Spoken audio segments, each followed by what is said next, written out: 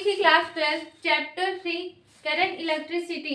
अब यहाँ पर टॉपिक है numerical Kirchhoff first law and second law के बेस। ठीक है, अब यहाँ पर क्वेश्चन नंबर 1 में क्या बोला जा रहा है, 3 currents meet at a junction 3 ampere 7 ampere and I. मतलब यहाँ पर ए जो है वो करंट की यूनिट है। ठीक है, ए मत समझिएगा, एम्पियर होते हैं इसलिए यहाँ पर कैपिटल ए है। अब इसके बाद 3 करंट्स आपको दे रखे हैं। आप क्या बोलेंगे, if 3A and I incoming current. आपको अच्छे से पता है इनकमिंग करंट क्या होता है और आउटगोइंग करंट क्या होता है। जंक्शन की ओर जा रही है 3A और I करंट। ठीक, अब इसके बाद the junction and 7A outgoing current. यहाँ पर 7A जो है वो जंक्शन से दूर जा रहा है, जो 7A करंट है वो जंक्शन से दूर जा रहा है और यहाँ पर फाइंड करना है I।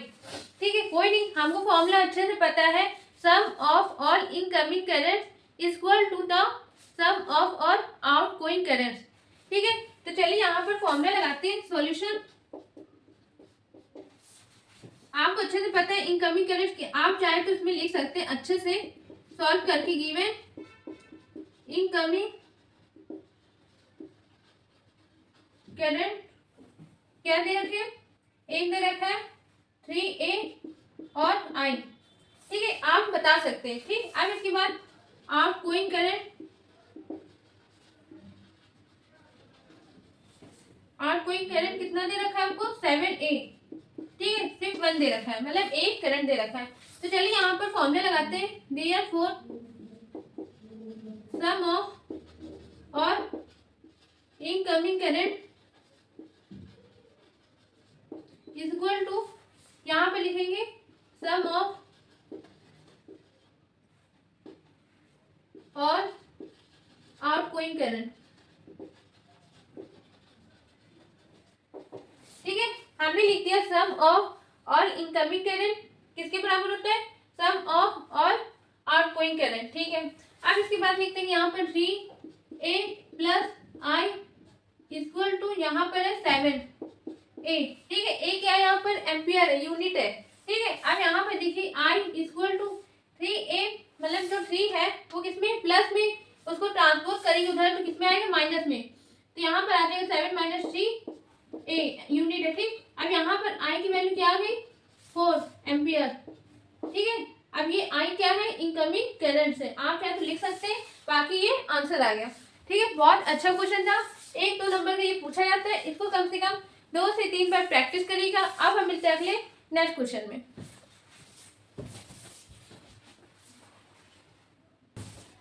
अब देखिए class question number 2। Question number 2 में क्या बोला जा रहा है, a loop contains a battery of 12 volt.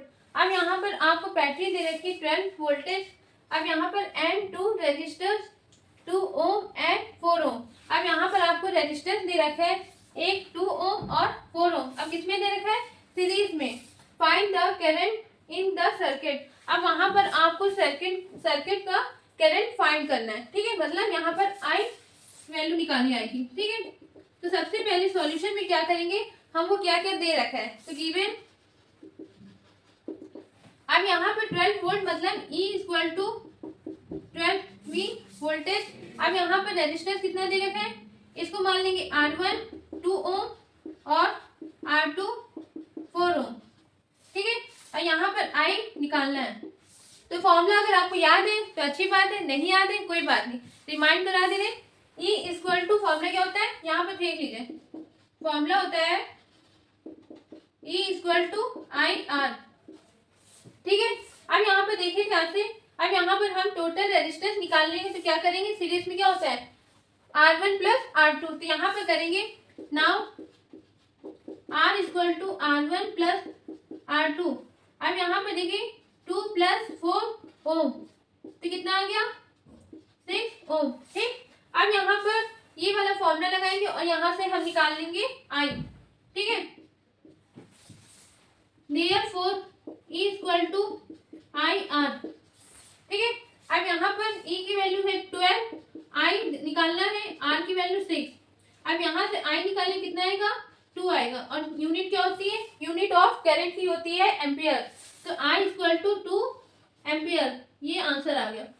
ठीक है, बहुत अच्छा क्वेश्चन था, इसको अच्छे से प्रैक्टिस करिएगा। अब हम मिलते हैं अगले नेक्स्ट क्वेश्चन में।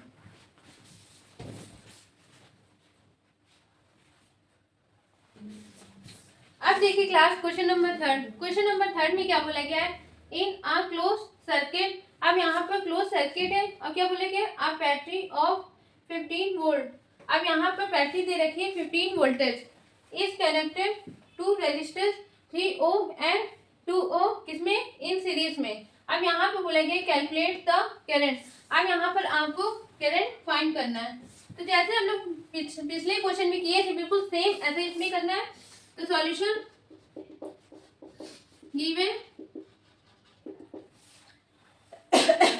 गिवन क्या है यहाँ पर, E equal to 12 voltage sorry 15, ठीक है।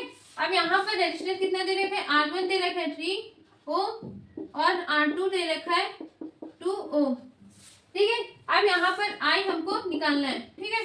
अब यहाँ पर देखिए कैसे निकालेंगे, नाउ पहले R equal to R1 plus R2, अब यहाँ पर 3 प्लस 2 इसको ऐड कर देंगे तो कितना आएगा 5 ओम, ठीक है। अब फॉर्मूला लगाएंगे यहाँ पर, therefore E equal to I R, ठीक है। अब यहाँ पे देखिए E की वैल्यू दे रखी 15 इक्वल टू आई, आर की वैल्यू हमने निकाली तो कितनी आई 5।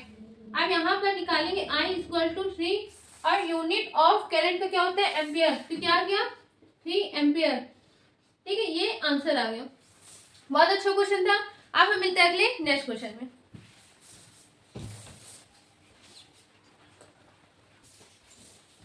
अब देखिए क्लास क्वेश्चन नंबर 4 में क्या बोला गया है, एट अ जंक्शन। अब यहाँ पर देखिए current 8A and 5A enter. अब यहाँ पर एंटर क्या है, मतलब जो जंक्शन है आपको अच्छे से पता है, यहाँ पे डायग्राम में समझा रही हूँ।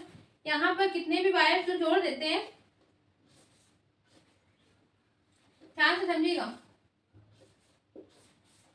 ठीक है। इसको क्या बोलते हैं, यहाँ पर वो क्या था जंक्शन, याद आ रहा होगा, तो वही बोलेंगे एट अ जंक्शन। अब यहाँ पर current 8A and 5A enter, मतलब यहाँ पर जंक्शन की ओर एंटर कर रहा है, वो है 8A और एक है 5A, ठीक है। इसको मान लेते हैं I1 और इसको मान लेते हैं I2, ठीक है।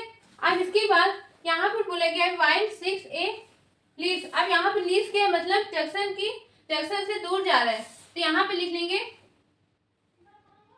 5A और ये हमने मान लिया I3, ठीक है। अब ध्यान से समझिएगा इसमें। अब इसके बाद क्या बोलेंगे, फाइंड द फोर्थ करंट। अब यहाँ पर आपको फोर्थ करंट फाइंड करना है, तो हमने मान लिया यहाँ पर। अब ये नहीं पता हमको ये एंटर कर रहा है कि लीव हो रहा है, ये हमको नहीं पता, तो हमने यहाँ पर मान लिया I, ठीक है। इसको हमने लेट कर लिया यहाँ पर I, ठीक। फोर्थ करंट को I4 या तो लिख लीजिए, जो भी आपके मन में आए मान लीजिए, ठीक है। सबसे पहले सॉल्यूशन लिखेंगे क्या, लेट द फोर्थ करंट भी हमने मान लिया I4, ठीक है। अब इसके बाद यहाँ पर लिखेंगे फॉर्मूला क्या, therefore sum of all incoming current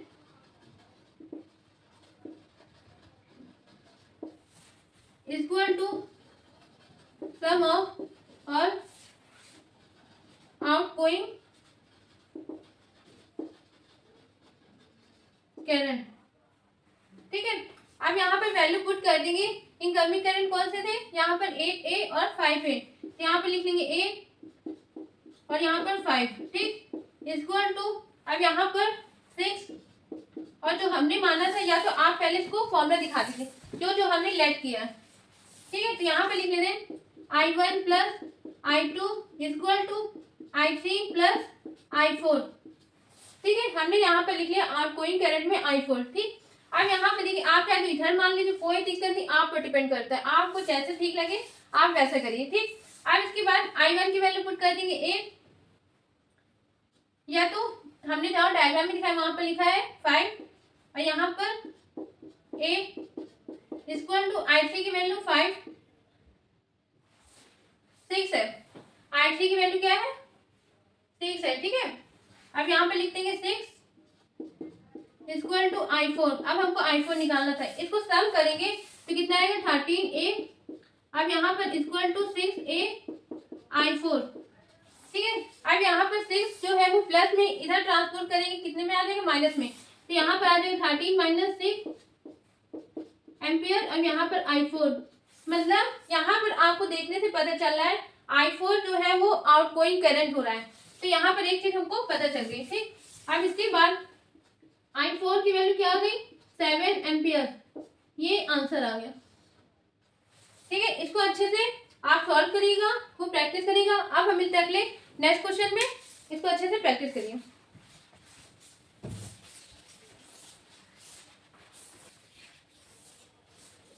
hello class, अब यहाँ पर क्वेश्चन नंबर 5 में क्या बोला जा रहा है, eight a junction carriage 4 ampere and 6 ampere enter. अब यहाँ पर द लूप हैज, अब इसको पढ़ने से पहले हम यहाँ पर देख लेते हैं यहाँ पर क्या दे रखा है आपको, एट अ जंक्शन, यहाँ पर करंट दो दे रखे, एक है 4 एम्पियर और दूसरा है 6 एम्पियर, ठीक। अब इसके बाद the loop has a battery of 20 volt, मतलब यहाँ पर जो ई है आपको इलेक्ट्रोमोटिव फोर्स दे रखा है वो है 20 वोल्ट, रेजिस्टेंस 5 ओम दे रखा है, find the current in the loop, मतलब यहाँ पर आपको लूप का करंट फाइंड करना है।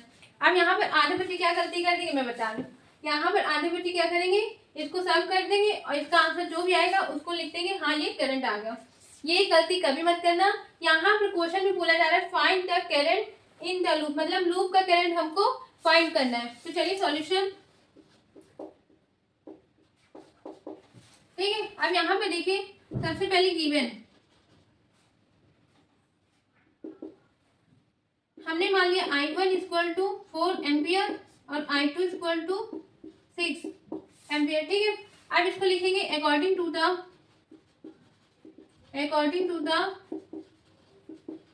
किरचॉफ फर्स्ट लॉ, ठीक है। अब यहाँ पर सम करेंगे i1 प्लस i2 क्या आ जाएगा, 4 एम्पियर प्लस 6 एम्पियर, तो यहाँ पर i की वैल्यू आ जाएगी 10 एम्पियर, ठीक। एक ही आंसर आ गया, पर ये सिर्फ according to the Kirchhoff first law का किया है। अब इसके बाद लिखेंगे नाउ सेकेंड। अब यहाँ पर गिवन ये भी लिख लें, यहाँ पर क्या E इक्वल टू 20 वोल्ट, अब यहाँ पर R इक्वल टू 5 ओम, अब क्या फाइंड करना है, I फाइंड करना है। यहाँ पर लिख लीजिएगा फर्स्ट, ठीक है, कुछ भी आप नाम लिख लीजिए क्योंकि ये किरचॉफ फर्स्ट लॉ का करंट निकाला है, ठीक। अब यहाँ पे लिखेंगे now according to the Kirchhoff second law, ठीक। अब इसके अकॉर्डिंग क्या फॉर्मूला होता है, E इक्वल टू IR, ठीक। E की वैल्यू क्या दे रखी थी 12 इक्वल टू I हमको निकालना है, R की क्या है 5, तो I क्या आ गया यहाँ पर 4 यूनिट क्या होती एम्पियर, तो लूप का करंट जो हमको निकालना था वो आंसर आया है 4 एम्पियर, ठीक है। आंसर क्या है 4 एम्पियर लूप का करंट, ठीक है। इसको अच्छे से प्रैक्टिस करिए कम से कम 2 से 3 बार। अब हम मिलते हैं अगले नेक्स्ट वीडियो में नेक्स्ट टॉपिक के साथ। Thank you.